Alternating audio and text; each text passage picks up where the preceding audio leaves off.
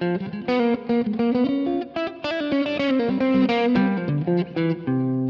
guys, I'm Jeff Sheets here for TrueFire's Guitar Shed.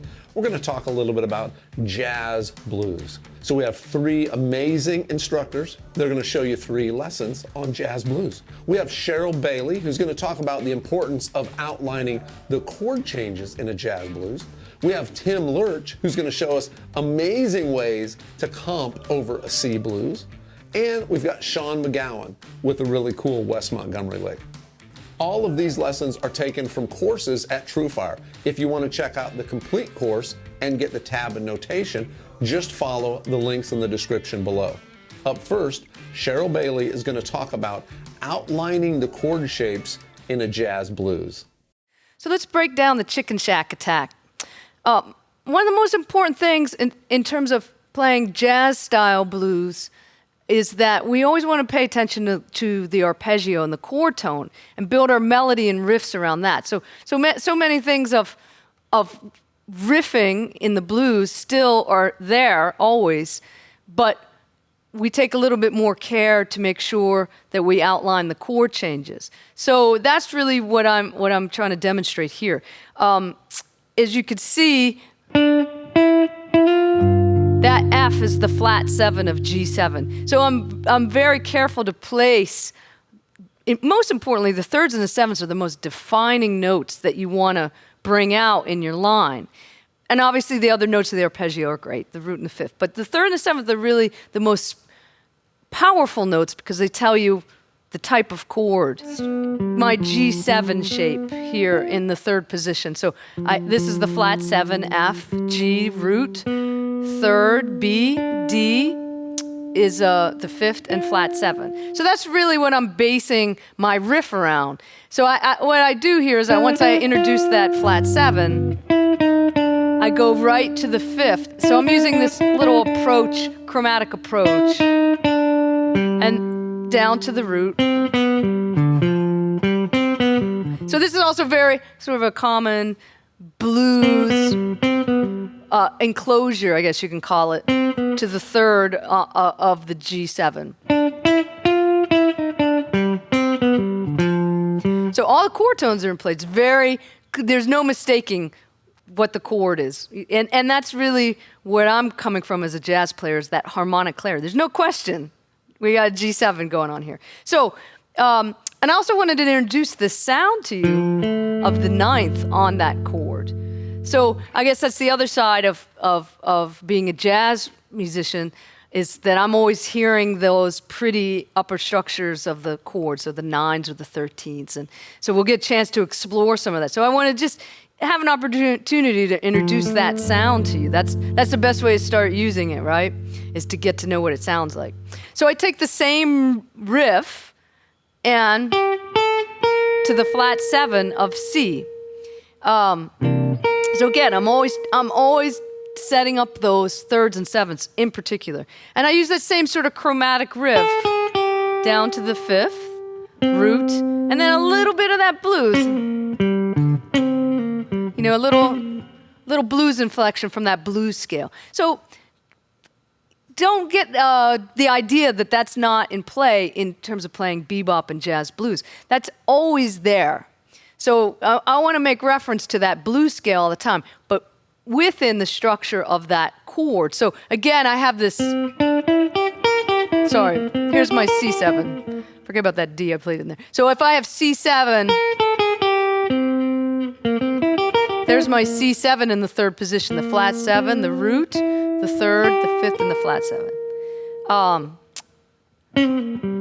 So I go back to that ninth at the end of that phrase. I'm back on the G7. So we have the D7, the turnaround, right? And this is also in this kind of shuffle blues. You'll use this type of more traditional 5-4-1 turnaround. So D7, I'm just using a D7, chord tones of a D7. So let me show you that arpeggio here in second position I have. So I have the fifth, if this is D7, D, the third, the root, flat 7, and the fifth. So those are all really important for me to know because I'm gonna line those up in my solo. So that melody there is right off, no mistaking that it's anything other than a D7 going on there. And then the same thing, back to that C7. It's very clear. So that harmonic clarity is what I'm always going for, and that's what we're going to talk a lot throughout this, that really differentiates just pure rock blues type playing with jazz playing, is really paying attention to those core tones. So we've got the D7 arpeggio, C7 in that line, and then back to my third. Obviously, I really want to hit the third of that G7, the B, and I end on that ninth. So again, hopefully to open up your ear to that sound of a G7-9. So chord tones, riffs around chord tones, interspersed with some blues, and hopefully you get your ear opened up to that nice 9, dominant 7-9 sound with the chicken shack attack. Having great rhythm chops so you can comp through a 12-bar blues is super important. In this next lesson, Tim Lurch is going to show you a lot of different variations on how to play some cool chord voicings over a C blues.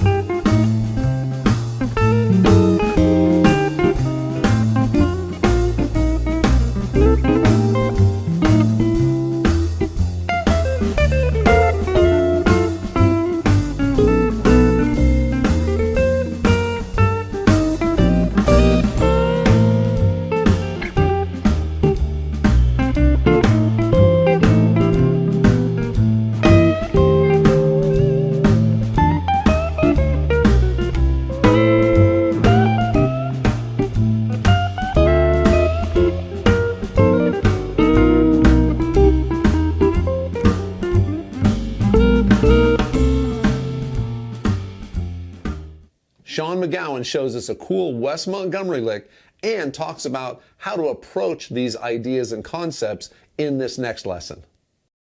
All right, our third West Montgomery lick is chock full of great information as usual, no surprise.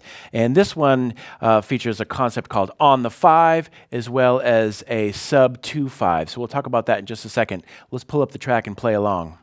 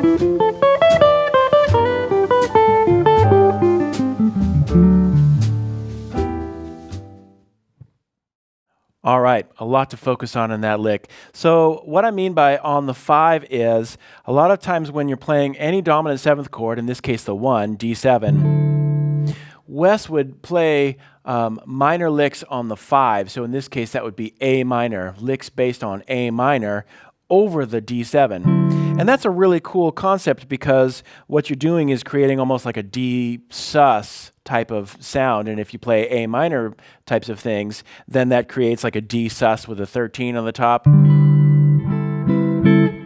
that kind of sound. So what Wes does is he starts on an A, the 5 of D, and he'll play a fully extended arpeggio as he does here. So he'll play A minor 7, add the 9th, and then add the 11th.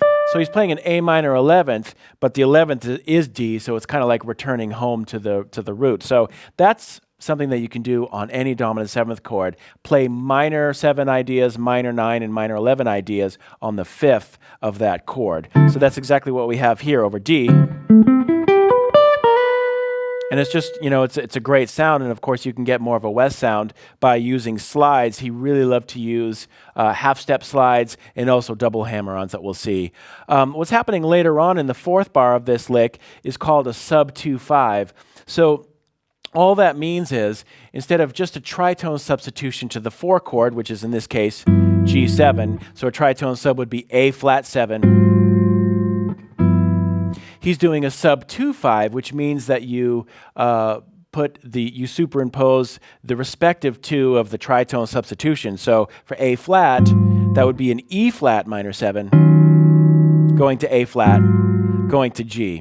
So the idea is, and normally the move would be A minor 7 to D7, setting up the G7. Now we're going E flat minor to A flat 7 to G. And that's what that line is all about. In fact, he almost kind of duplicates that same line in measure 3. And then all of a sudden he's playing an E flat minor. He's playing an E flat minor 9 arpeggio. And then A flat 7. So it makes perfect sense if you play those E flat and A flat chords underneath his line. But over the normal D7 chord, it sounds pretty tense, but also really beautiful. It's a great way to approach that 4 chord, the G7. And then finally, he's creating a beautiful line. Again, not thinking of a specific scale or mode or anything like that, but rather a collection of sounds. And to that end, he's playing, you know, in his line, he's starting off with a chromatic approach to G, so using the major 7 on that, and then sharp 4, flat 7, sharp 4, sharp 11, natural 4, and then returns it back to just a straight up minor pentatonic, minor blues sound. So again, it's this beautiful example of playing blues, but utilizing all of these colors, such as a sharp 11, a 4/3 resolution, and blues vocabulary to get through the progressions. Pretty awesome. That does it for this episode of TrueFire's Guitar Shed. I hope you've dug some of these jazz blues lessons. And remember, if you want to dig into the full course, just follow the links in the description below. I'm Jeff Sheets. Keep working out in the shed.